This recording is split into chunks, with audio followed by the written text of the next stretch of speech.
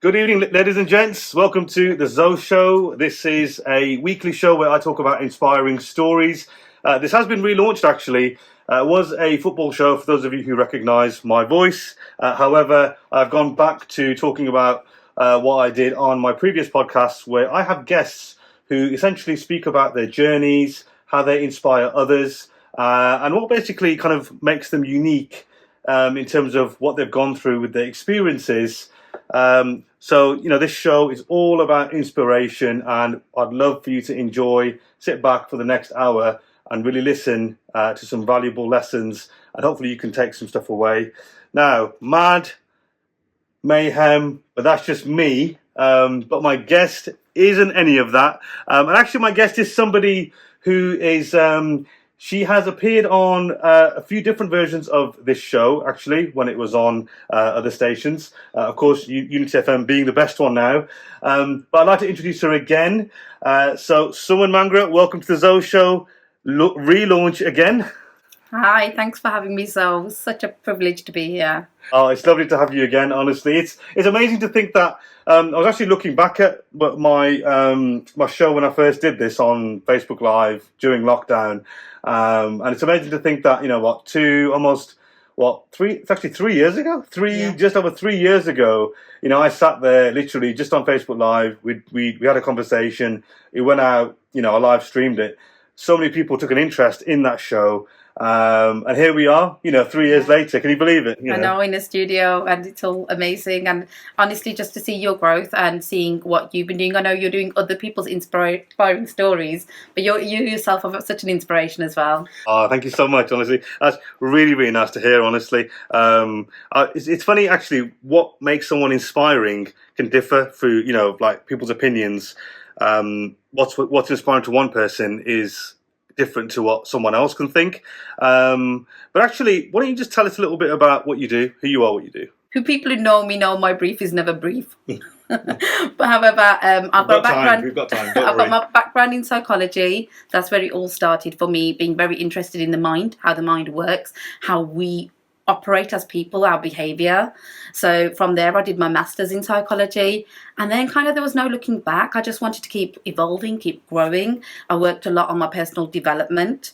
I came across the law of attraction, The Secret, started doing a lot more mindset work, joined a bunch of network marketing companies, and they're all very hot on law of attraction and mindset, and I was just like, wow, this is all fascinating stuff. And so as I evolved more and more, I went on to then become trained in NLP, which is neuro-linguistic programming, became a trained hypnotherapist, also became trained in timeline therapy, and just went fully forward in a coaching practice. So originally started off as life coaching, eventually now is a mixture of things where I'm like healer / motivational speaker / coach / trainer, and I've done so many different things over the years that it's hard to really pinpoint one specific thing, because it's just, as you say, it's been such a journey, but just such a fantastic journey at that. So as we go along, I'll obviously unfold a bit more of whichever part you wish to delve into of that. That's kind of where I'm at. So I call myself an empowerment mindset coach. I focus on manifestation principles in order to manifest the life of your desires. But the basic underpinning part of everything that I do is bringing out the full potential of somebody. I think individuals, we all carry so much potential. A lot of people have wasted potential, sad to say. And I love to people be the full version of themselves, because in the world, when they can be their full version, they express themselves, they're happy, the world is a happier place, it's a win-win situation. What's not to love about that? It's interesting how you say all these different qualities about you, and then you say things like empowerment coach, which is, these sort of like, you might think, people listening might think, oh, these are just buzzwords, that people use, to make others feel good about themselves, or even to try and influence others. But that's what you are, and I fully believe that you're the kind of person that embodies those qualities. But if I can just ask, what made you want to do that, in terms of if we just go back to, let's say, your experiences when you were younger, is there something that happened to yourself, or something that triggered it in terms of thinking, I want to help others feel good about themselves because maybe something I went through? It is usually, as you've spotted correctly, something they've been through themselves, and usually we want to give to the world what we didn't have. So I think there's a part of me that when I came across my first career coach when I went to college, he wasn't very supportive at all of the vision I had for myself. And for the record, just putting it out there, back then I really wanted to go into performing arts. I had a big, massive passion of singing and dancing. I wanted to do performing work. My parents were kind of against it because they were quite old school back then. Many years later, my mum now says to me, "Why didn't you go into acting? You do it really well." I was just like, "Mum, you're the one who said not to." And she's like, "I don't remember saying that." Classic parents. Yeah. But yeah, I think there was a time when I didn't have my own voice. As much as I've always been a confident person growing up, I think there was a time when I felt probably, I don't know if this comes down to my culture and just being an Indian girl in an Indian household, standard like type of upbringing that many of us have. Especially girls are made to be like, shush. Children are generally shushed anyways, like you should be seen and not heard type thing. But it was very much like, you're not supposed to be loud. Or there was times when maybe I was trying to express something that I wanted to share in the family unit. And because we had a big family, it often got unheard, I think. So I think at some point in me, I had a big desire to be heard, I think. And that's what kind of put me into the space of wanting to do the speaking work. Yeah. And that's what got me into doing, and that's where I met you, of course, through lovely Public Speaking Academy. And wanted to be on stage and do more motivational speaking. So even though my one-on-one work is to empower people one-on-one, I really love the idea of doing multiple people at one time in a room full of people, inspiring loads of people in one go. So it's like kind of there's such a range. But I think there's a part of that stems from that. But I also feel like there was a part of me that didn't fully follow my own heart's desires at one point in my life. And I think there's a lot of people who don't. And then you kind of lose your shine as a person. And then when I found myself again and fully became into myself, I realised there's people out there need that support. They need somebody to hold their hand, shine the light, be that supportive person who, like I say, I have had support. When I finally went into the world of coaching, I had my very first coach myself, and the amount of impact she had on me. And I'm proud to say she's actually my co-host on a podcast that we both do together now. So her name's Rose Body. She was my very first coach. She was a friend of a friend at the time, doing the same life coaching certification as myself. And it's just chance how, you meet people in life. And of course, Rose made such a big impact on myself to kind of find my own voice, let go of guilt that I was holding and resentments, and just such magical work that was done. I was like, wow, more people need this.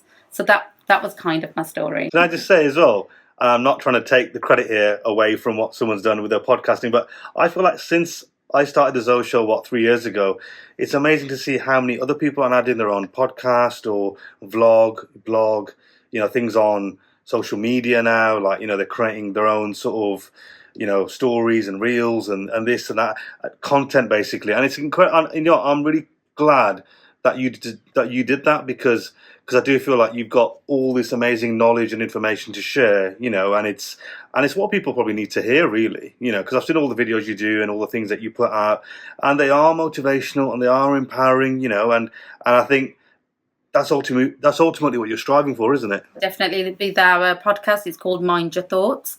So we're all about being mindful thinking, and we discuss so many topics from manifestation to to mindset to mental health even, and like our recent episodes have been around mind your identity, mind your intentions. So lots of juicy content, of course, that we talk about. And I'm just grateful I'm in a space that I've got somebody wonderful to do that with as well. But yeah, definitely being able to articulate ourselves and share our thoughts and views. I was actually talking about this with a friend of mine recently. She's actually also a client of mine. And she was talking about how she's reading some really old books now, like As a Man Thinketh, by, I think it's James Allen. And then you've got, of course, like Bob Proctor used to always recommend certain books as well, like Think and Grow Rich by Napoleon Hill. And I remember once upon a time thinking, why would little old me have something to write about or talk about? Because it's already been spoken about. People have been talking about these things for years. However, when she was reading the book, she did say there's bits that's difficult to understand because it's written in like an old-fashioned English. She's like, she called it Shakespearean language. And I thought, this is the reason why, even though things may seem quote unquote regurgitated, we need to have newer, fresher versions of these same concepts being shared again and again, because it needs to be current and relevant to today's day and age and people. So I think that's really inspired me to go out there and share stuff, because there was once upon a time I felt like, who wants to listen to me? And now it's like, actually, I've got a lot to say. Yeah. But you've got a lot of value to share, I suppose, because you can have a lot to say, but it's what people take away from it, and I suppose like how they kind of take that information and what they do with it.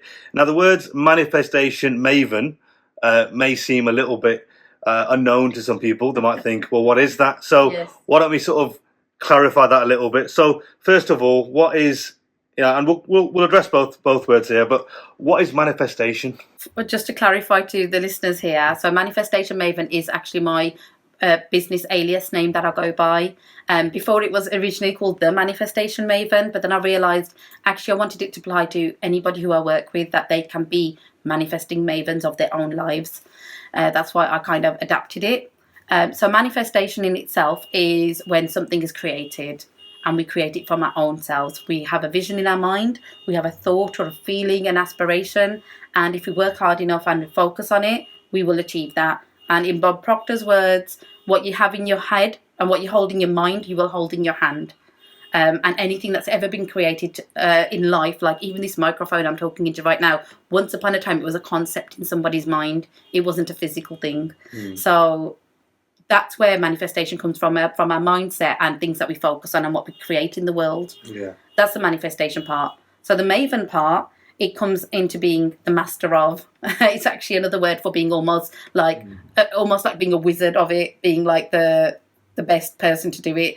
And I'm still on my journey to be there. Nobody's ever the finished article. So no, by no means am I a master of anything, but I feel like I have got a lot more advanced knowledge in this field because of everything I've read and studied and done in my life than majority of people out there. Interesting. Yeah, because I mean, as I said, it's manifesting something is almost like, and it's funny, since we did the first podcast a few years ago, and I'm going to be completely honest here, I don't think I'd really understood or took it seriously in terms of what that actually meant. We'd met before that, and I think it's interesting. I think when something like COVID happened, when we had the pandemic, and I mean, I think we all know the challenges that we faced, which are absolutely numerous, and I don't really want to remind people too many things about the pandemic. However, what was interesting was that when we had the podcast, all of a sudden it started to make me think about what I was manifesting, and even because we were gifted with time in that period, 100%. we had all that time around us, and all of a sudden it was like, well, what am I doing with my time, or what am I doing with this podcast, or what am I manifesting? And I started to think about what I'm putting into the universe, what I get out of it. And people talk about things like, they met their own luck and their fate and this and that, and it made me think about it in a completely different way, though. So manifesting is such a sort of, you could say it's a bit of a, it's not an everyday word, you could say, but it seems to be such an important thing. I mean, how is it when you're working with a client? At the beginning of that stage, how do you assess what they're manifesting or how they're manifesting? So what I always do with clients to begin with is what I call a deep dive. That can be an hour to 2 hours long, and I go into a full history of them sharing with me, a bit like what you've done with me, a tiny bit about tell us where it began. But I'll go into a bit more of that. So I'll be like, kind of, where are you at in life now? What is it that you're trying to achieve? Why are you trying to achieve this? What have you achieved so far? And kind of working out the elements of things in their lives that have made them achieve certain things. So let's kind of get an idea of what makes you tick, what makes you get things done, and what have you not achieved? Why have you not? And then I go a little bit further. Then I find out a little bit more about their childhood, their kind of parenting that they would have had, the peers that they've had, school experiences. And then I learn a lot more about like pressures they may have had growing up and this and that. And I'll be honest, as I explore further with them, the biggest thing I do after the deep dive is working out, who are you really doing this thing for? Because this is always such an interesting one for people to answer. Whether it is I've worked with people working on relationships, so they want to manifest a soulmate, they want to get married, they want to start a family. And you'd be like, okay, that makes sense. A lot of people want to manifest a partner in life. There was one person who was like, the first thing that they said to me was, I want to get married. But actually, when I opened up the conversation and explored a little bit more about where's this coming from, why do you really want it, she actually came up to the point where she said, actually, when I think about it, I don't actually want to get married. I know my family really want me to. I just want to find a companion. So marriage wasn't actually her goal finding a companion was. Some people think that's the same thing, but it's a little bit different. Whereas, marriage is a different type of a commitment, which kind of comes after the person's found the companion. So it's always about, who are you doing this for? And often I find out people are doing it for their parents, for their children, for other people, and it's not even their own goal. And so once I can get that out of the way, I get a bit more of an idea, and they themselves then get an idea that actually, who am I doing this for, and what do I really want? So that's kind of the journey I go on. Where do you think those? Because it seems to me like there's barriers that we can create, in our own minds. Where do you think that often stems from? So this is, again, it all comes down to, again, if I'm going to use my technical language here, programming. It's our mind's programming. Like I say, some people call NLP neuro-linguistic programming. Some people call it neuro-linguistic practicing. But it's actually neuro-linguistic programming, because it's a programming and the wiring of our minds. So the way we've actually been biologically conditioned from a young age. Like, the best quotes I've ever heard are like Marissa Peer. She's a really top hypnotherapist in the UK, and she's doing a lot of global work right now. And she talks about babies, and like, I've got a new baby now, and I look at my beautiful baby, and I think these things as well. And we've all been a baby once upon a time. She said the baby never thinks, I'm having a bad hair day. Oh my gosh, look at my chubby legs. Oh my God, my belly's too big, or something, or my hands are too chubby. But these ideas and thoughts get put into our minds as we grow up. They're things that we hear adults talk about around us, our parents, our peers, maybe, kids at school, or as you start going to college and stuff. And TV, books, films are so impressive to youngsters. So everything that impresses upon our mind starts imprinting on our minds and changing the wiring and the way we think and what our beliefs are. And so massively what happens is limiting beliefs that end up being formed, as you said, like barriers. We limit ourselves. We kind of think that we can't do X, Y, Z, or so it's okay for so-and-so to do it, but I could never do that.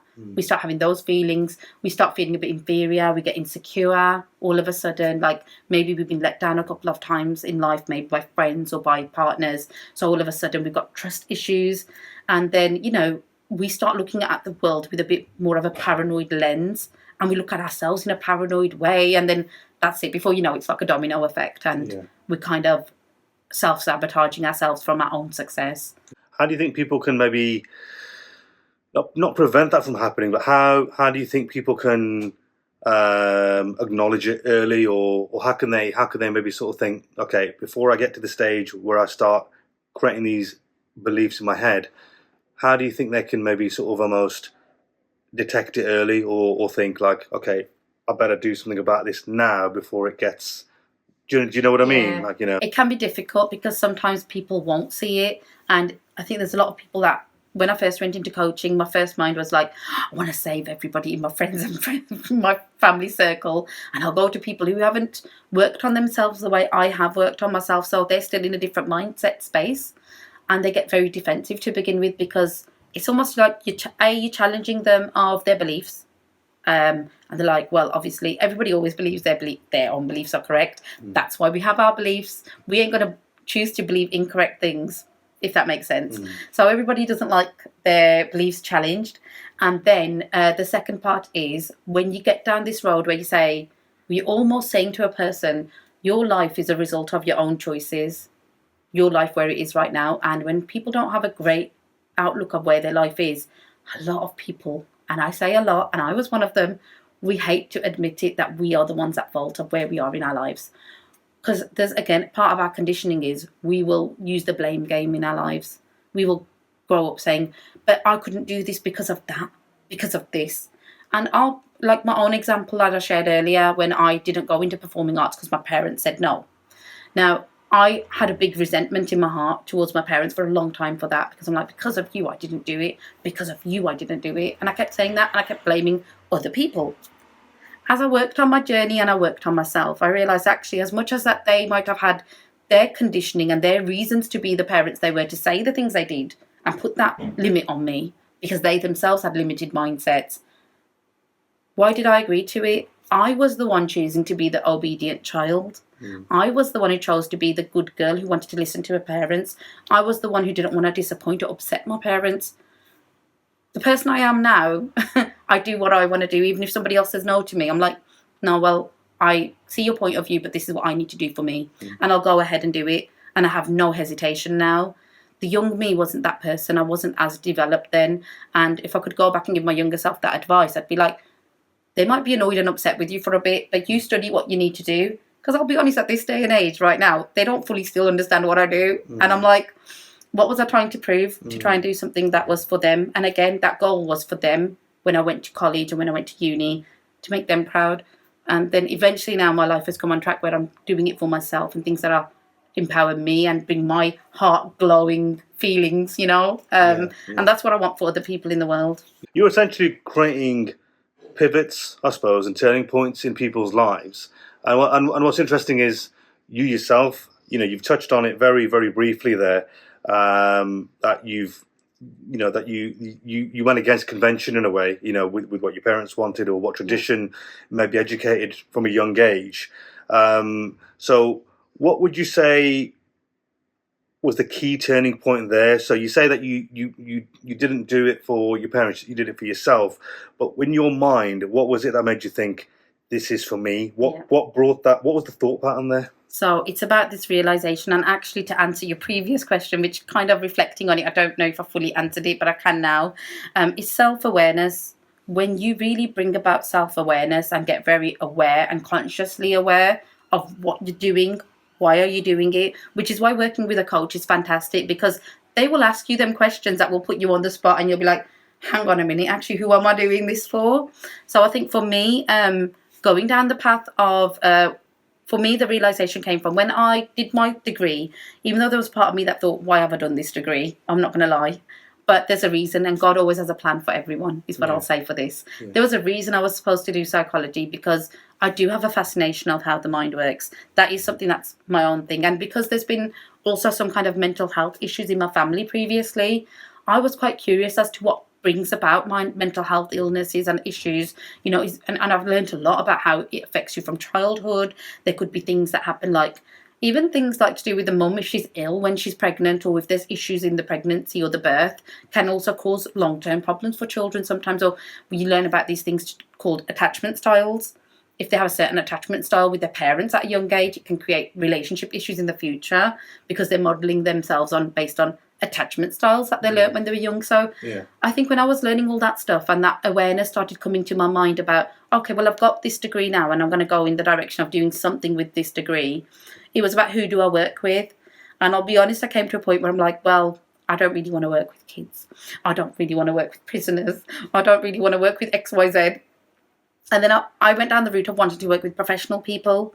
And originally I wanted to work in organisations to work like an occupational psychologist, even though that didn't kind of happen for myself.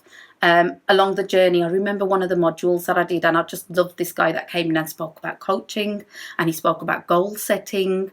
And I was just like, this is interesting. This was one thing that stood out for me for some reason.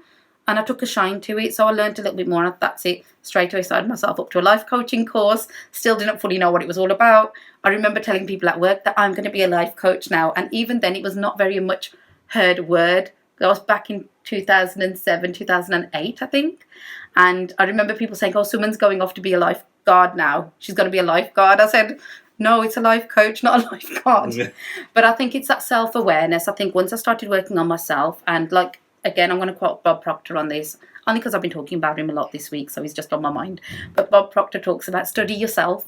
When you study yourself, you learn more about yourself. You learn more about people, because guess what? We are all the same, pretty much. And so I think the more I worked on myself, and then my self-awareness grew from that, I learned so much more about myself, about my behaviours, my thought patterns, my limiting beliefs, like just all the obstacles I'd created in my mind. And we create this prison of our own, and we're like, we're in a prison, free me, but we're the ones with the key. And we're looking at others saying, please save me from this prison. So I think self-awareness is a massive one, and I think it's difficult journey for everybody, has different things that have happened in their lives, but try and find that space where within yourself you can start reflecting and get that awareness. I think self-awareness, self-knowledge, it's interesting how you say self, because ultimately I think we're the ones who are in control of what we're doing, but we often don't have the confidence or the kind of, we just don't know that actually, that we have the solutions in ourselves. I think the biggest sign is this one, first of all, unhappiness. You're not happy with something. That's a big sign that something needs to change. And you know something needs to change, but you feel like you don't know where to start. And I think it's sometimes starting small. You don't have to make massive changes, but start small. So if you're not happy with your job, maybe just write it down. What would you be happy with? What kind of job would you like? I'm going to share my own experience here. So there was a time between 2010 and 2011, I was kind of in and out of jobs, and I really struggled to get a job. And even though I had a master's degree under my belt, I didn't have much experience. So everywhere I was going, they're like, you're overqualified, you're underexperienced. And I thought, what kind of excuse is that? Like, you're missing out on an amazing worker here, like, in my mind. But I had that big mindset that every time I was being rejected, honestly, and this is, I think, what it boils down to for everything. Relationships, we feel rejected. Jobs, we feel rejected. You know, it tends to be a similar thing, a similar pattern I've noticed even in my own life and my clients' lives. But yeah, I was being rejected left, right and centre. I was applying for like 10 jobs a day and not getting anywhere. And I thought it was all about numbers game. The more jobs you apply for, you'll eventually hit one. Yeah. But all it was is that there was a part of me that I didn't realise I had a really resistive mindset on the job that I wanted to get. So in the end, I remember just keep on chanting to myself, I'll do anything but sales. I'll do anything but sales. Anything but sales. All of a sudden, this agency called me and they go, we got a job that might be good for you. We've seen your CV online. I thought, great. They go, it's a sales job. I thought, oh, here we go. So as I learned more about law of attraction, I realised what I'd done. The more I was going on about sales jobs, the universe doesn't understand the don't bit. It just heard sales job, sales job, sales job.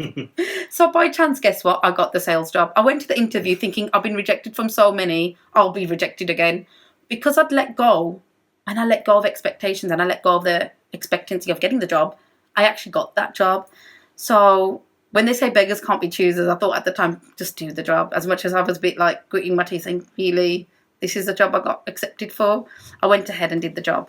I did it for nearly a year. And as I worked there, I worked more and more on myself. And I remember sitting there, hating the hours, hating the nature of the work, hating my manager, hating so many things, hating my commute, because I was travelling for nearly an hour and a half there, an hour and a half back. So 3 hours of commute, unsociable hours. I had no social life, and I was working weekends as well. So I'd leave the house 10 o'clock in the morning, get home at 10 o'clock at night. And I was just like, what am I doing? However, I read The Secret and I thought, okay, let's put this into practice. It's one thing reading it, it's one thing applying it to your life. So there was a bit in there where it told us about an activity to do where you actually focus on what you want rather than what you don't want. I think this is something that in our lives a lot of people are doing. Even in my coaching, I'll be like, so what do you want in a partner? Well, I don't want them to be like this. I said, I didn't ask you what you don't want. I asked you, what do you want? So I think we're so, again, conditioned to talk about what we don't want and negative things. So I focused on, okay, what do I like about this job? So I first of all put down what do I want in a job. And then I focused on what I liked about my job rather than all the things I didn't like. So I thought, what's the opposite? So what I want in a job was I want sociable hours. I don't want to have to work weekends. So I thought, Monday to Friday job, 9 to 5 hours. I want to work in the city centre because I used to work in the city centre previously. I wanted to go back to the city centre so that my commute was easier. I didn't want to, I know this is going to sound so funny, but I literally was so specific in what I wanted. I said, I want to have a job that I don't have to walk too far from when I get off the tram. Because in the city centre, in Birmingham city centre, as you know, it's so big. Yeah. You might have to walk 20 minutes to a certain building. So I was just like, I need a small commute. I can't be doing this walking.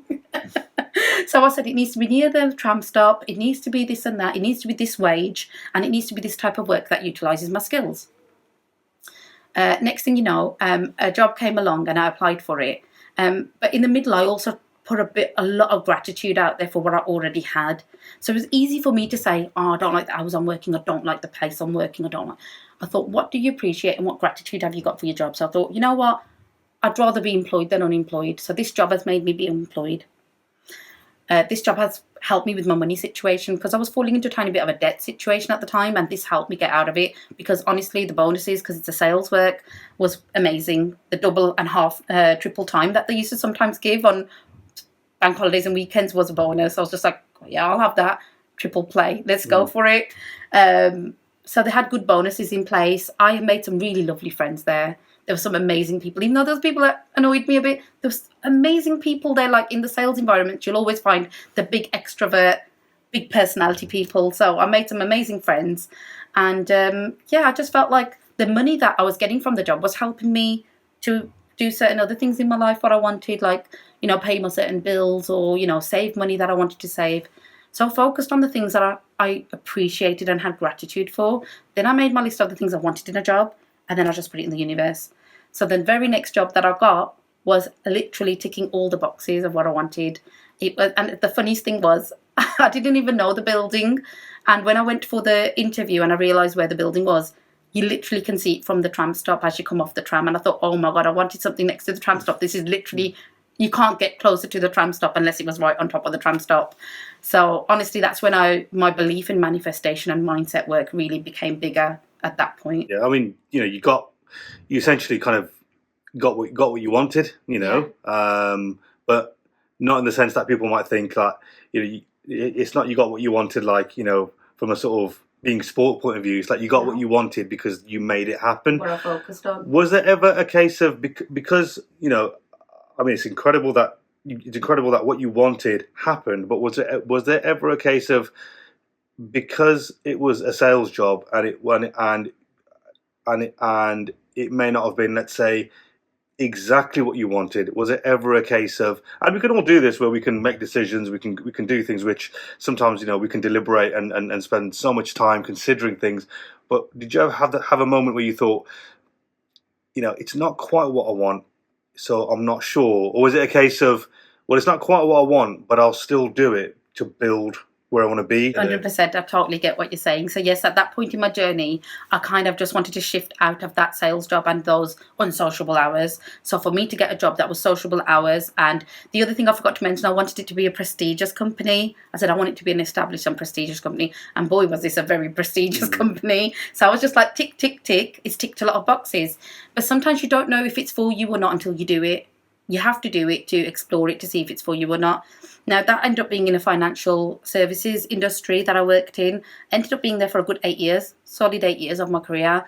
Honestly, I had ups and downs whilst I was there. I still came across situations where I didn't have great managers, or I weren't really given certain opportunities to grow. Then it was very much like a yo-yo. At times, I started off with a not so great manager, then I went on and had a brilliant manager.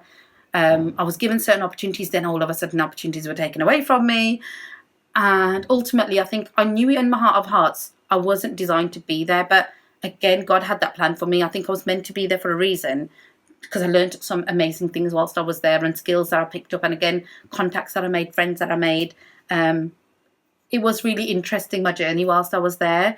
So yeah, for sure, I think as I've gone along in life, I think once we get what we want, and this is always, and I love how you've put it, the truth is, we think we know what we want, but that term that they always say, be careful what you wish for. There's a reason for that, because sometimes we think we know what we want, and guess what, with manifestation, a lot of people do this. We go out there and say, I want this, I want that, we get it, and we're like, actually it's not what it's cut up to be. I don't think I wanted this. But from there, guess what, the beauty is, because you've done it once, you then do the same process again. So what do I actually want now? And she'll tell you one thing, something that I said for many years is, I'd love to work from home. I'd love to work from home. Guess what? Lockdown made that happen. I was working from home, and I said I manifested it. Yeah, isn't it amazing how working from home became the norm? And actually, it is the norm. I think a lot of people out there do remote, hybrid sort of work. They everything's virtual, everything's easily accessible.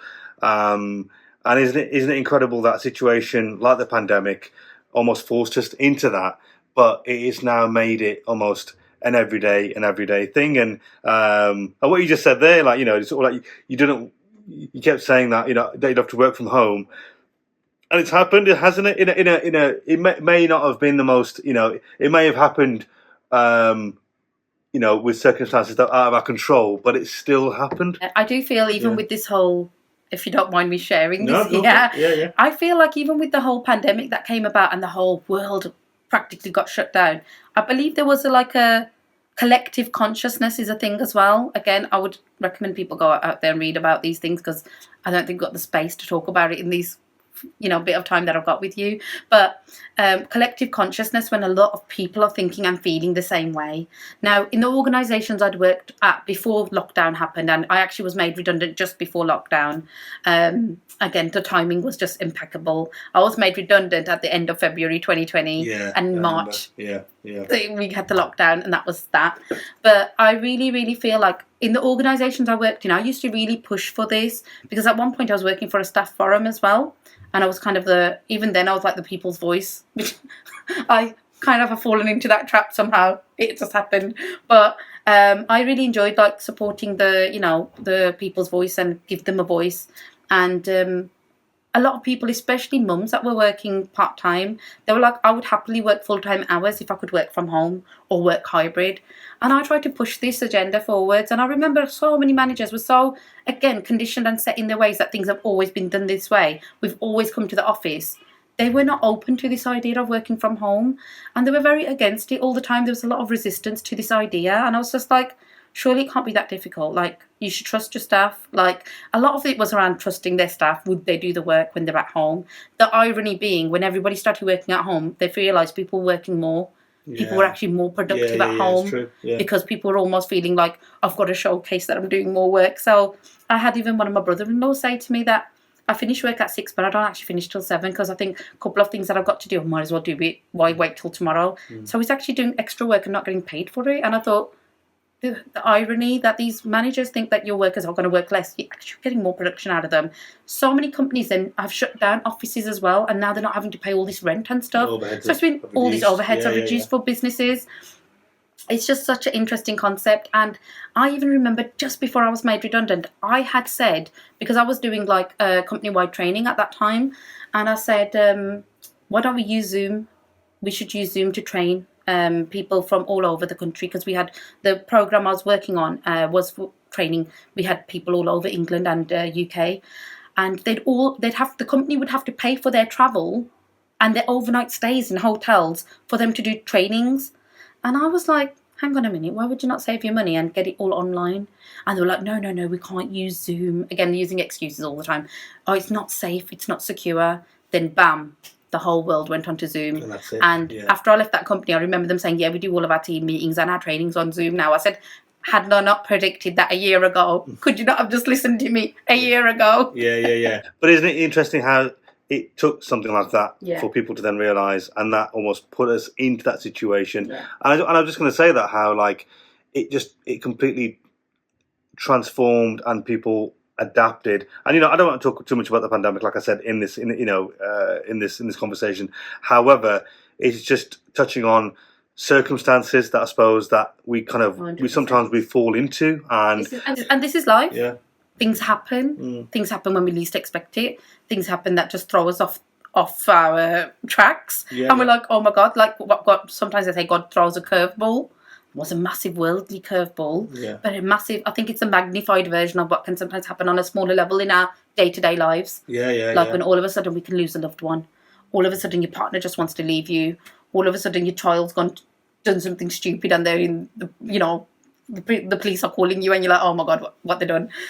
Anything can happen, and it's about how do we adapt. I love that word that you used. It's about adaptability. It's about building resilience, and it's about being ready for these things. Like if it happens, okay, let's go into solution mode. And again, back to what you said earlier, our solutions are within ourselves. So how can we get them out of ourselves? How can we explore it? And we all found a way forward eventually, didn't we? So people, like you've mentioned it a few times, you don't want to talk about the pandemic almost because it's got such a negative stigma attached to it. But actually look at what's come up from it. A lot of good things have come out of it. So sometimes, again, in our lives, these crappy situations have to sometimes happen for something good to come out on the other side. Like they say, every cloud has a silver lining. And I was also going to say, you mentioned your redundancy and how, and obviously how that happened just before the pandemic started. But if we just touch on the fact that you're working in financial services, was it? Well, I was working in financial services up to 2019. Yeah. Then I manifested for myself. I chose it. I manifested a job for myself, which was better pay and a better position. And I started working for a company called Energise. I was doing working for the National Diabetes Prevention Programme, but I was doing like telephone coaching, a bit of career coaching. I was managing and training managers as well. But then, it was funny. When I was nearly coming up to a year of being at that job, I wanted to discuss with them of reducing my hours so I could do more of my own personal coaching work. And next thing you know, it just manifested as a redundancy, and it gave me the opportunity to work fully for myself. Yeah. And then I went into fully self-employed mode where I was trying to do it in bits, but God was like, no, just do it. And I was just like, okay. Because I remember when you just went for it, and all of a sudden, I think I helped you a little bit with your branding as well, and then you really went for it, and then you were doing just like. You're doing videos, and then, like I said, then you do your podcast, and obviously then you've done your speaking. Talk a little bit about that, actually. So, you've done some speaking at events and whatnot. Absolutely. What kind of events are these that you speak at? I've spoken at events. One was to do with a lot of people were coming there talking about relationship advice, and a lot of different. We had people like a divorce coach there. We had relationship coaches, all sorts. So originally, when I started off, I actually came in with the angle of being a breakup coach to help people who are going through breakups. But then there was something that didn't sit well with me about that, so I changed that trajectory of myself, even though I still help people with relationship stuff. But I realised that it encompassed a lot more than that, because I was helping people with career stuff, I was helping people with, financial gains, I was helping people with health. So I thought, I can't categorise myself in just one space like that. Like, even though the big word was niching yourself and find your niche, I was just like, but my niche is just helping people. Yeah. How can I niche down more? But I appreciate why in business you need to do that. So whilst I was finding my own way, I did a bunch of things. So I worked with an organisation called Kaushaliya UK. Yeah. That's run by Ritu Sharma. Yes. And she does a lot of women empowerment and male empowerment work.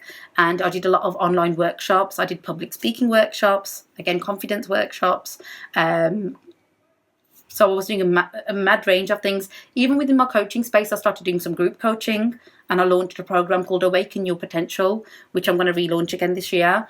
Was some fantastic turnout for that. I had nearly about 10 people in that group. We did 6 weeks worth of weekly group coaching sessions, and I gave them loads of resources. I also became an author. So I took part in an anthology, again with Kaushaliya UK. 33 women came together, shared their stories. I had the opportunity. And again, the irony being at the beginning of the year, I was putting down my goals of what I want to do this year. And I put down just briefly little bullet points about what I wanted to do in that year. And I was just like, write a book. I had no idea what write. I was like, I'm going to write a book. And by July, I'm going to have it published. And I'd written it down with no real direction in my head, what it meant. I just wrote it down. And literally 2 weeks later, Ritu called me. She's like, Suman, remember that book I was telling you about? Why haven't you got back to me? I want you to be in it. You're going to be in it. And I was just like, okay then. Before you know it, we did it in July. We launched it in the July. And I was like, oh my God. Even till today, I get amazed by the manifestation work. Even though I do it so much, I still amaze myself. I'm like, oh, I manifested that. And then even in that stuff that I wrote for my goals for the year, I'd put that I wanted a podcast. And towards the end of 2021 is when I launched my podcast. So actually that's been running for 2 years now as well. Yeah. So, from doing the book, doing the podcast launch, I started working with a luxury travel company as well, as a lead training and quality instructor. So helping them with, honestly, not just coaching them on work stuff, but I've been doing I did Reiki put it this way, that's another thing that I learned as well. I became Reiki level 2 qualified from Reiki level 1 and 2. I became crystal therapy qualified, and little things that I just started adding to the bag, things I was just curious about and I was just wanted to know about, and I just wanted to learn. I utilised my time like that. And when you're working with the CEO of a massive company and you're doing Reiki on them, honestly, you think to yourself, wow, I've manifested this type of work. It just felt amazing. And at one point I was coaching this, and this is another thing I wanted to manifest, working with CEOs and seniors of companies. And next thing you know, I'm sitting and doing these Zoom meetings with the CEO, the COO, the CFO. And I'm like, is this real? Is this real? Am I really just coaching this person right now? Yeah. But it's been an amazing journey for sure. And there's still more to come. And in between, I've manifested my baby, who I had earlier this year. And then, whilst I'm on maternity now, I'm just putting myself back out there. Yeah. I mean, listen, in the last, how many years since we've known each other, but particularly from the first podcast, it feels like, again, that journey has just gone from strength to strength as, as I predicted it would. And also the fact that, you're doing all these different things now. Did you ever think that you'd be, did you ever think that you would have written a book and started a podcast and now you're doing training and, like you're so strong on social media, you're always regular with your content. I mean, one thing I always ask is, there's two questions here. Is, did you ever think that you would have achieved all of this, and not achieved all this actually? Did you think that you would have kind of like done all these different things, and also, do you also think that with regards to next steps now, how do you keep going? Because honestly, I think because my pregnancy kind of came and changed the trajectory of my direction of where I was going, and I had to reevaluate my priorities, of course.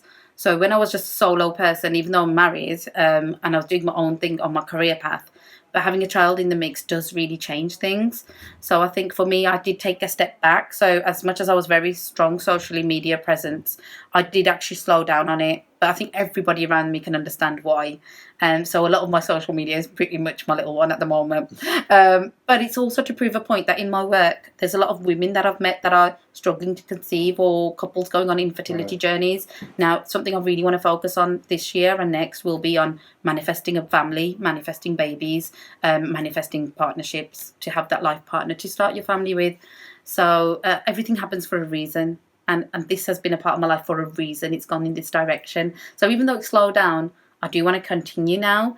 And I do have still big visions. I think there was a part of me that I think for a period, I'd kind of like became less ambitious with everything I was doing. But now it's almost with that quiet period, it's like a lot of people are coming to me saying, "Suman, kind of, where are you? And we need more of this." Or all of a sudden a client wants to work with me. And I'm like, okay, so universe is giving me signs. I need to get back out there and do this stuff. As for did I ever think I'd do all this stuff? To be honest, there was a part-time in my life when I want to do a lot more. So that's where I know that I'm still not, like I said before, I'm not the finished article. I'm not done yet. I've got still so much to share and do. Like, I've only scratched the surface. A lot of people see what I do and they're like, "Oh my God, but you've done so much." But for me, I'm like, I haven't really done anything at the moment. It's how I feel. And it sounds weird, but I feel like when I actually say it out loud, like you've made me share with you, I'm like, gosh, I have done a lot. But there's times I'm like, have I done enough? But honestly, there was once upon a time I did a brainstorm, and I'd really recommend all listeners to do this. Just brainstorm everything you'd love to do.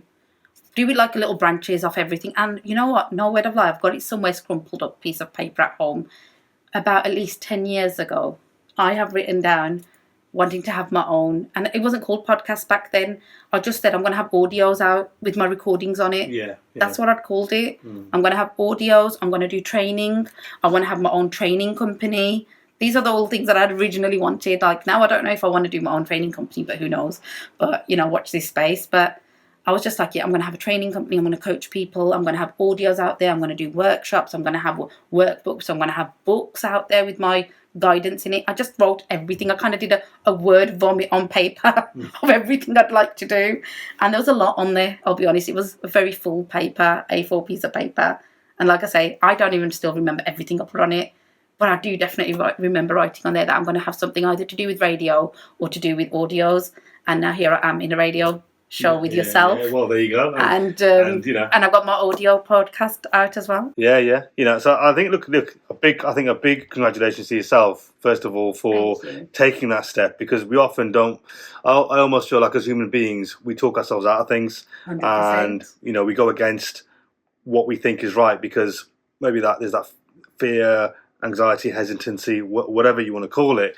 But because you've actually done it and you've pushed yourself, I think that's only credit to yourself, and it's clearly having an impact on other people or aligning to other people like myself. Like maybe that's why we align as well. Clearly, because you're back for the fourth time on this podcast or on my show, and each time the story is getting better and better. And I do hope that anyone who's listening to this is taking some valuable lessons away, because there are some real golden nuggets here. And as I said, I think as the conversation progresses, there will be more and more things. Again, if I go back to my childhood, actually, when I was learning about energy in my physics class, And I really remember them talking about molecules and vibration of molecules. And honestly, many years later, when I was learning about The Secret, and again, Bob Proctor talking about molecules and vibration, I was just like, this is interesting, because like the inner geeky nerd person I can be at times, I find things like that very fascinating. And I think from day one, I was always fascinated how things worked. And so when I remember them teaching me, and I still got that science class in my head when they're like, this wooden table in front of you is not solid. And I'm like, do you mean it's not solid? They're like, it's a thousands of particles that are vibrating at a high rate. And I'm like, okay, if you say so. But when they tell you about like water, how it's ice is solid, when it's heated up, it's liquid, then it becomes gas, but it's all the same water molecules.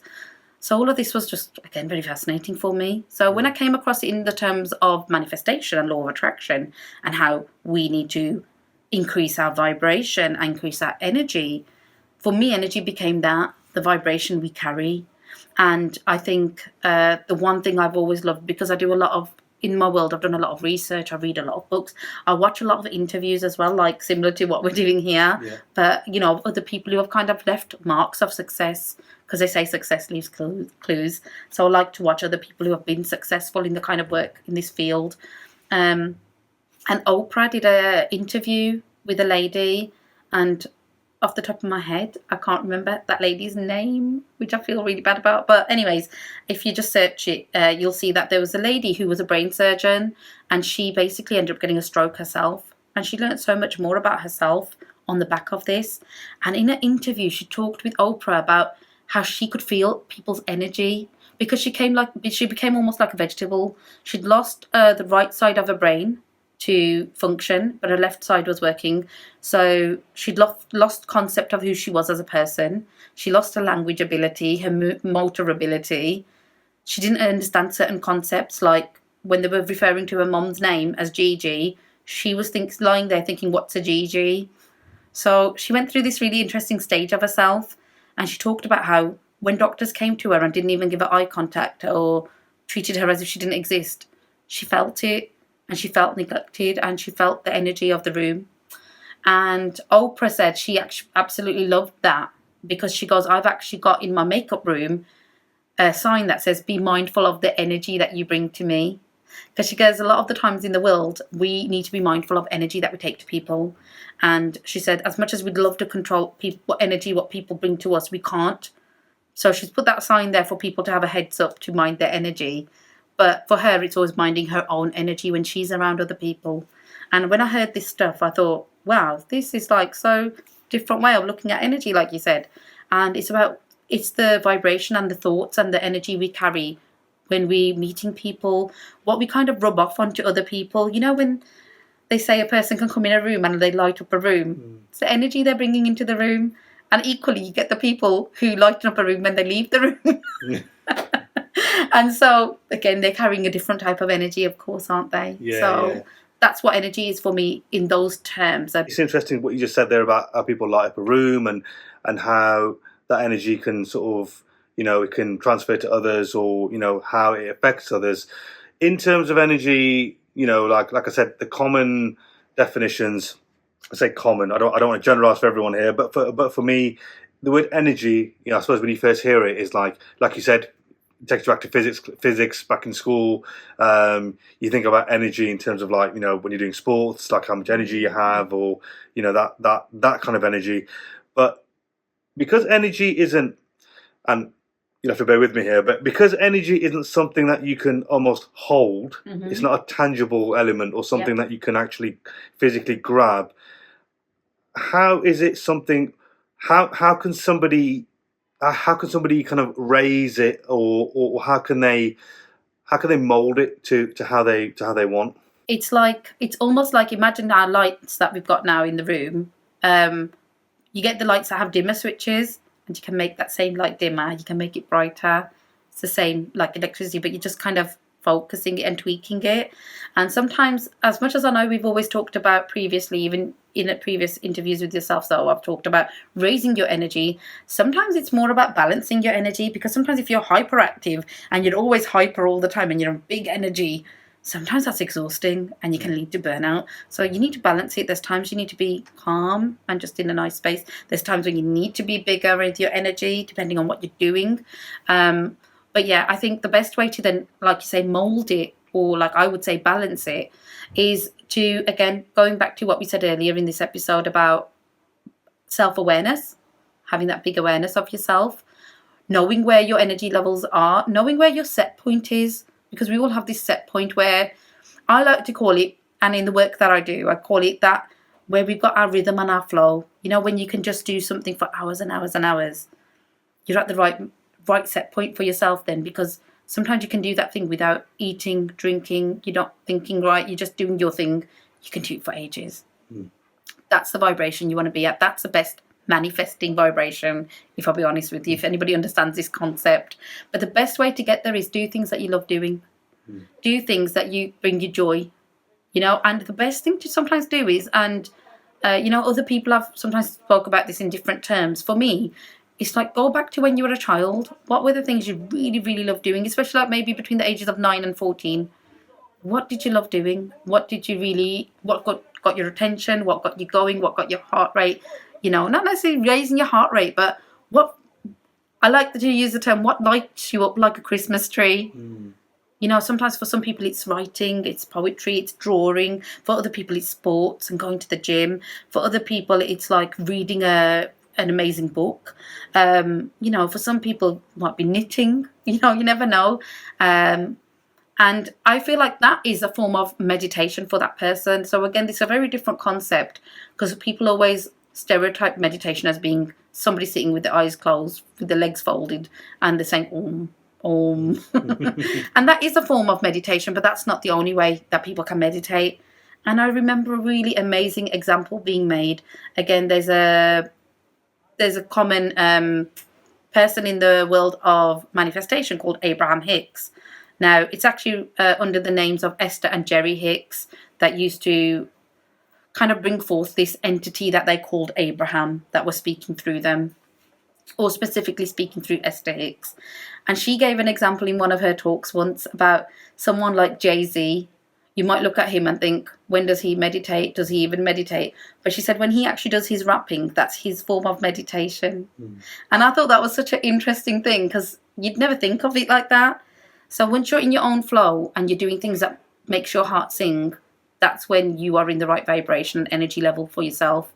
So it's about finding those things. And I think it falls into the category of self-care and self-love, because I think we're so much sometimes in the world doing for others, we forget to do for ourselves. And we sometimes feel guilty doing things for ourselves, and we think it's being selfish.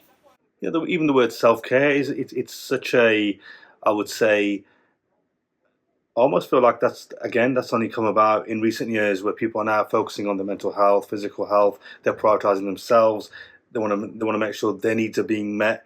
And as part of that, because if we're constantly busy, like you said, you can be hyperactive. You can have high energy, low energy. Your energy could be all over the place. And if it's not balanced, it means that then I suppose you're not focusing on something in the right way, or you're not really kind of, you know, you're not performing to the right level on something. So it's interesting how that word energy has all these different connections in terms of how you feel, or you know, or how you might feel first thing. Like for example, first thing you get up, you know, in the morning, for example, like when you get up. So I suppose there's a question out of this really. What would you say is a good tip for people, like in terms of how they start their day off, in terms of for someone's energy? What would you say is a good tip for someone? You know, they wake up, they get out of bed. What can they do to raise their energy, or to ensure that their energy is at an optimum level for the rest of the day? I'd recommend everybody to go out there and research this method called Savers. And it tells you about 7 different things based on the acronym of what you can do. But what I'm going to say in a nutshell from that acronym is, you want to be doing things like, the very first thing is to do gratitude. A lot of people have said this in the past. I'm going to reiterate it. The minute you open your eyes, I'm so grateful to have another day. I'm grateful God's given me breath in my soul today, and I'm grateful I've opened my eyes to have another chance at achieving what I want to achieve. Have that biggest gratitude. Whilst you're brushing your teeth, do a gratitude list in your head if you need to, or if you prefer to write it down. But you literally being grateful for the roof over your head, being grateful for the clean water in your sink, being grateful that you've got heating in your house, be grateful for the warm bed you're sleeping in. You could be grateful for your family members that you've got. You could even drill it down to, I'm grateful for my eyesight. I'm grateful that my hands are able to do things. I've even sometimes gone into a deep gratitude mode where I've been like, I'm so grateful I can read and write, that I can use the internet and I can watch these funny videos and understand them. Like, there's people out there that can't do that. And I'm so grateful that I can. And sometimes we take it for granted. All the blessings we've got around us. We're so much conditioned to have a lack mindset. We always wake up thinking, oh my God, I haven't got this, I haven't got that, or I need to do this. Oh, here we go again. You know, and it's like, first of all, we need to switch that. So definitely doing a morning routine is a great way to do it. What I'd actually add to that is think about your morning and your nighttime as bookends of your day. And if you can have a nighttime routine as well, even better. Because what you do in the nighttime, and like say that you're doing certain meditation or you're writing and journaling. Journaling is a great one as well, a great tip. Writing things down, just journal what things you want to do or things you want to work on. Maybe you want to write down things that went well in the day and focus on the good. Don't necessarily dwell on the bad things, but if bad things have happened, just maybe write down how you would have preferred them to be or how you'd prefer them to be the next day. So there's so many tips out there. I would highly recommend anybody to reach out to me one-on-one if you are definitely struggling with this type of stuff, because there's a lot to open here. But in a nutshell, you want to be doing certain activities, because whatever you're doing just before you go to sleep is playing on your subconscious mind massively whilst you sleep, which sets you up for the next day. So if you want to wake up well, start with the night before rather than the morning. Start with the night before. Then that way that carries into your morning. So when you wake up, you're in a bit of a better space to then when you journal and you do things like your breathing exercises, you might do journaling, you might do a little bit of exercising, you have your nice, cuppa ready, you take a moment to be grateful for things, then your day will set off, right? So have a good nighttime routine to have a good night's sleep. Your subconscious mind will then thank you for it and you'll wake up better. So that's how that cycle would be. Then you want the morning routine to kind of continue to do the domino effect for you to have a continued amazing day the following day. Is this why people, when they say things like, people go out the night before, they're on the drink, then they're hungover the next day, or people have a bad night's sleep, people might have too much caffeine, and then that goes into the next day, or they might have something on their mind, and they're stressed and whatnot. Is that what you're talking about? That it can carry over from the night before? 100%. So it works both ways. And the funny thing is the same energy is needed for both things. So if you want to go out there in the world, and I was going to say complain about the world. If you want to complain and be a negative Nancy and keep moaning about things, you are just manifesting more things to complain about. That's what you're really doing. Your energy is carrying a complaining energy. So the universe is like, okay, I'll give you more of that. Okay. Or you can say God. God's giving you more of that. God's like, that's what you seem to be going on and on about. That's what energy you're carrying. We'll give you more of that. You go to sleep complaining about something, it'll be on your mind. You probably won't even dream about it. First thing on your mind, guess what? That thing's on your mind that you was worried about last night. And then it becomes a domino effect and why people kind of go downhill. So the way to switch it around is the same energy is used for talking about good things. And again, it's very less heard of. In our families, like you get together, the first thing you do, by default, talking about everything that's gone wrong. Oh my God, this happened at work today, or I went out today, and did you know this car was in front of me in traffic and they wouldn't move, and they did this and they overtook me, and did you know then this person did this in the shop and cut me in the line, and did you know my card wasn't working when I was trying to pay for something. And constantly you have this, again, word vomit of all the things that are wrong in the world and happened wrong in your life.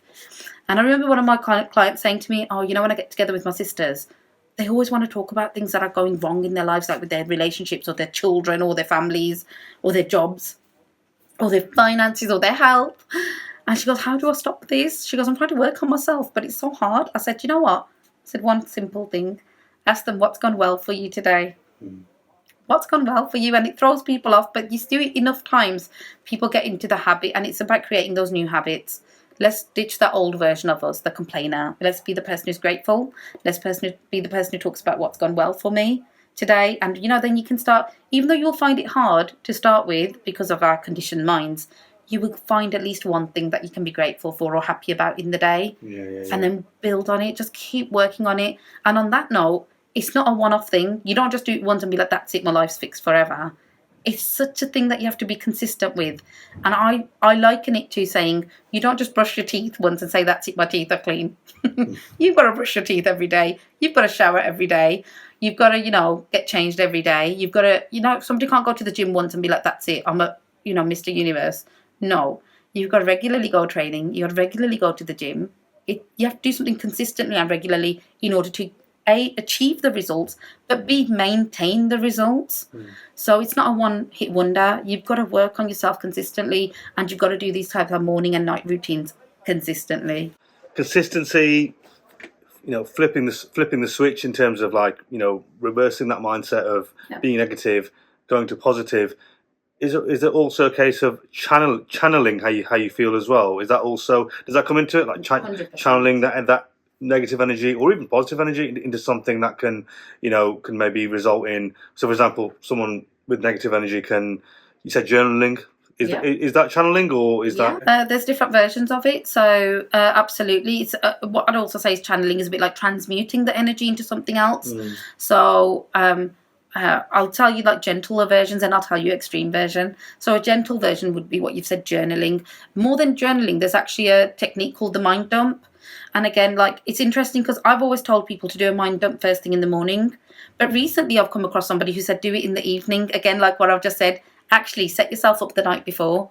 So in the evening, you can just do it in the evening or the morning. I'll be honest, do it 2 or 3 times a day if you want to. The mind dump is where, when there's things that are on your mind that are bothering you, they're really eating you up, you're overthinking about them, they're stressing you out, write it all down. Just word vomit it on the sheet of paper, brainstorm it, however you want to do, bullet points, essay writing, whatever works for you. Just get it out of your system. And I say that's expressing it and getting it out of your system. Some people find talking to somebody helps, where they call it venting. If you vent, you've got it out your system. So it's a bit like that, writing it on a piece of paper, but then you destroy this piece of paper. So this is the main thing. It's a metaphor for getting rid, and like I say, mind dump, dumping that stuff, finally throw it in the bin, burn it, rip it up, crumple it up. You're getting rid of it. So you're metaphorically saying, okay, I'm done with these negative thoughts. So that's one thing that we can do. The other thing is a technique that I like to call spot it and then stop it. So if you catch yourself doing a negative thought, or you're, complaining about something in your head, or about to complain about something to someone, spot it and think, I've just seen that, I've done that. I've got to try not to do that. I've got to make effort for it. So again, increase your awareness if you're doing it. Now, the extreme version, if you've got a lot going on, a lot of pent-up frustration, because life can happen. It's happened to me, happened to everybody. Me and my husband actually did something a few years ago called Rage Room. I don't know if you've ever heard of it. I'm not actually, but I'm intrigued. Right. Yeah. So there's one local to us, but I'm sure if you look in your own local areas, anybody can find something that does something similar. Basically, you go into this room and they give you overalls and they give you these glasses and they say, select a weapon of your choice. So you have these sticks there and sledgehammers and whatnots. And basically, you can start breaking these things in this safe environment, right? Oh, yeah. No. I have heard of this, sorry. And there's these glass bottles that we had that you can whack at the wall at the back. Yeah. You got to do it in a safe way. And that's why doing it in a space like a rage room is a good way to do it, because you've got the protective gear there. And what they had was old computers, old printers, old telephones. And me and my husband were laughing because our old jobs were all on the phones and on computers, and we had a lot of frustration linked to our old jobs. So we found it very ironic that we were breaking these metaphorical phones and computers. But yeah, it just gave us an opportunity to just get certain resentment and pent up stuff, just get it out of our system. And rather than us taking it out on people, because again, the energy we carry, rather than me just saying that horrible word to somebody who's going in the street because I'm carrying something that's been, bothered me today. So I'm going to end up making a flippant comment to somebody. Then we're doing a ripple effect of the negative energy to people. Whereas if we could just take it out on certain objects and stuff, which are going to go in the bin anyways, that felt a little bit more of a better way of channeling that extreme energy. And honestly, we only ever did it once in our lives, but I think it's something that people should do once a year at least. Yeah. Your pent up energy from the year, anything that's bothered you so much, just get it out your system. Another good way to do it is what I said about the mind dump. Now, I've actually done this activity with people at the beginning of the year or at the ending of the year. Like I say, to start your new year off well, same concept. They write down all the stuff that they've found challenging in the year. And then what you can actually do is you can freeze it in water and put it in the freezer. Then it becomes like an ice block. So every day you can take that ice block out and whack it in your garden wall, as long as you've got a solid wall that you can whack it at and do it safely. But just throw it. And sometimes just throwing that energy and putting that energy into that piece of paper that you're trying to get rid of, and it's just a piece of ice. That's actually a very constructive way to get that kind of channel that energy in a better way rather than on people. And actually, I think some of these things I have seen either in, I think like TV, and also I think even in my in my working life, especially the throwing the paper at a wall thing for ideas or letting things go. And you're right, actually, it almost has this very, it's relief. And you can feel, you can feel the energy coming away from you, or you can feel that frustration or that thought or that kind of fear that you had. It starts to, it does start to leave you. And that's one thing I was just gonna pick up on is regarding energy in terms of, because you can feel it, can't you? Almost like when you've got that, like you said, letting go of things, or having that brain up in the morning, or when you talk to a loved one or a friend about something, you almost just feel this release, and it feels amazing, True. So it's like when we carry burdens, when we're carrying things, and they say like, that's a weight lifted off my mind, and you feel like that thing is physically shifted from you, because again, energy, we're carrying this heavy energy with ourselves, and we're carrying these burdens, so-called. Again, the metaphor being as if you're carrying all these bags. You're on a train or a bus. You can put your bags down, but we're choosing to hold them through the whole journey. You're choosing to carry this stuff, and once we speak to somebody about it, when we speak to a coach or a loved one, when we write things down, they're definitely really great ways to release that energy and at least have some form of movement of it from your mindset and get it out of your system. You spoke earlier about manifesting family. I found it funny how you said manifesting a baby, actually, because it's like that word manifesting. I feel like I'm not going to stop saying it now. Actually, I feel like I'm going to say it for everything now. But you yourself have, I won't say manifesting, but you've had a child recently, and it's interesting because a few years ago, or was it 4 or 5 years ago when we met? I know, obviously, I know that you were with somebody, and I think we did have conversations around your family and future and stuff. And it's interesting, I think, like when I found out, sort of when you had baby Vision, I was like, so happy, and like I was so happy that you had the blessing ceremony on the weekend, and I was there to actually to enjoy it, and obviously be there with your family and friends. What's that like? What's that been like so far in terms of like not just having a child, but you mentioned because somebody who is so consistent with their own energy, how have you almost like adapted to having a child and to maintain your own energy with that, because it's a big life change, isn't it? 100%. So yes, it definitely is. I think I'm still working on it. If I'll be totally honest with you, I'm not fully there, but I think every new mum would be in this space. I think given where I'm at, I think I'm doing quite well compared to maybe some other mums. Not all, I don't want to compare here, but I read mums talking about things online, and I think that's not me at all, or that's nothing like me, and I can't help but notice that. So I think definitely, I'm having my strong mindset that I've worked on all these years has led me to be in this place, to be in the right place to actually have a baby right now. Because I'll be honest, had I had a baby 20 years ago, I was such a different person then, and that child would have had such a different parenting from me. And I remember somebody once in a networking event saying to me, "Oh my gosh, your child's going to be so lucky because they're going to have a conscious parent." And I was just like, I had not even heard about this terminology, but being a conscious parent, being a person who's aware, a parent who's got so much awareness about them, and I'm so much aware about the information going in my baby's mind as well. So I'm already on it for his development and things that I want to try and keep him protected from. And I know I can't stop him from being exposed to everything, but certain things I can make sure it's channeled in a certain way. Like even terminology, when I hear my mother-in-law say certain things to him, I'll be like, oh, hold on, just be a bit mindful of how you're kind of saying that. Because she's just like, I think when it was, he was teething a bit, and then he's like dribbling, and she's like, oh, I know it's so terrible, isn't it? I know it's so terrible. She's holding him on her shoulder going, it's so terrible. I said, Ma, if you don't mind me saying, because I call her Ma, bless her.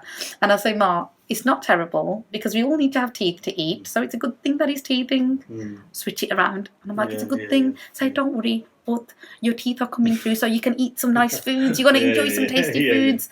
See that switch? Yeah.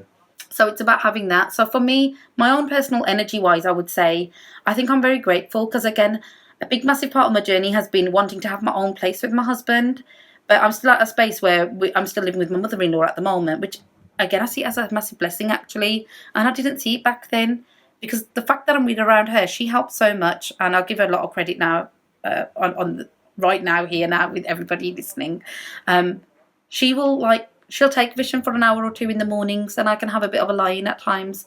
And especially whilst I was recovering, because I'd had a C-section, and I'm happy to candidly speak about some of this stuff. But because I'd gone through a big, massive surgery, I needed a bit more time for recovery. And, she was there. And again, God had the resources around me, the people, the, circumstances where I was actually fully looked after by my mother-in-law, by my husband. And I was in a really good place with it. And I was just like, hey, I'm actually kind of chilling here at the moment. And I'm not going to take it lightly. Motherhood is difficult, and the whole journey has been. But yeah, when I talk about manifesting a baby, the reason I say that is because it actually took me and my husband 8 years to get there. So it wasn't a straightforward journey for us, as some couples. I found out recently about some of my friends who got married last year. They've already had a baby this year. I'm like, wow, okay, that was quick. But, again, some people's journey is as such. And for me, that wasn't the case. But again, I'll go back to there is a little bit, and I know it seems like a grey area, or some people might listen thinking, what's this girl talking about? 1 minute she's talking about this, then 1 minute she's talking about that. But God's plan for you is massive. And even though I wanted for myself, I wanted to have kids straight away, but they didn't come till now. It's because in that place, everything we've talked about in this episode, I was supposed to be working on those things. I was supposed to be achieving those things. So I feel like all of it was God's plan of action for me. So I just be grateful for everything. And another thing I'd really love to share here is I remember when I was actually rejected from IVF. So me and my husband were actually looking to go into IVF. I was rejected based on my weight, based on my BMI being too high. I remember feeling really crappy about that. And then I started working on things to try and reduce my BMI. We actually tried to look at doing it private because they accept a higher rate of BMI, but I still was out of their limits of BMI. Yeah. We looked into going abroad, and I was actually going to go abroad at one point, but I didn't have to do none of that.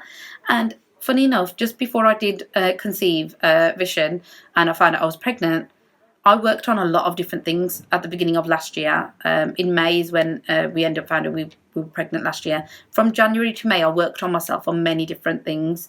So on personal healing, from doing self-Reiki on myself. Also, I worked with a fertility coach where I really shifted my diet and I shifted my hormonal balance so that, it was, regulating correctly for me. And then the biggest thing is that I had to do a massive letting go of expectations, letting go of all these things that I was thinking about, that it needs to be this way, it needs to be that way. And there was somebody who gave us a recommendation of an IVF clinic in India. And my mom started saying to me, you need to go to India, this and that. I said, Mom, I ain't got time for that. I said, what kind of clinic in India do for me? What a clinic down the road can't do for me? I just felt like too much. I said, do you know how much it is for us to plan that and for me and my husband to take that much time off from work and stuff? I said, it weren't practical. She came out with a comment, and it happens a lot in our communities. She goes, but God sent this connection for you. God sent this contact. When God's sending you a contact like this, you should make use of it. I said to her, Mom, that same God that can give me that contact and help me conceive a baby in another country can help me have a baby without any operations and IVF whatsoever. That same God can give me that baby without any IVF whatsoever. And I remember saying those words, I think it was in January. And literally that year I kind of, again, manifested it because I said to my mom, I said, do you know why I was rejected from the IVF? Because God knew I was going to conceive naturally. I wasn't supposed to be on any medications. I wasn't supposed to have IVF. So at that time, again, going back to that favourite word of mine, rejection, and I felt rejected from, why am I not being accepted for IVF? It was God's plan. So, in your life, if you ever feel like you're being rejected or turned away, it's because God's opening other doors for you. Just keep your eyes open. Those doors are there. Yeah, no, honestly, look, I think everything you've just said there, and for the last, hour and 20 minutes now, I think everything has struck a chord with me. And I hope the listeners as well. I think there's just so many fantastic points that you just made in terms of that it's when the right.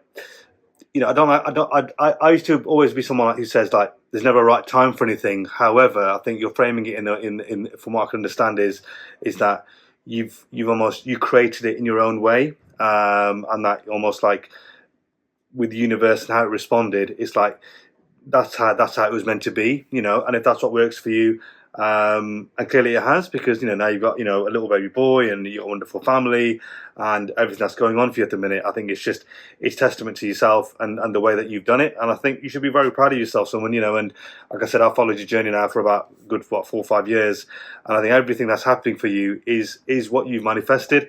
And I think honestly I think it's absolutely wonderful to sit here and just hear more about what you've done. And like I said, it is inspiring, because I know at times we can think that we don't inspire people, but I definitely think that you do. Just before we finish, is there a final sort of thought or message that you want to share with people? I have loads of thoughts to share, so I'm going to try and see what comes out of my mind right now. I always say, when I'm in this zone and I'm kind of like, I feel like I'm getting like spiritual downloads, I call it, like it's sometimes not even me speaking. I feel like messages from God are coming through myself. I know it sounds very high and mighty to say stuff like that, but honestly, at times I say I'm a messenger. It's not me. God wants me to share these words, so think of it coming from another space.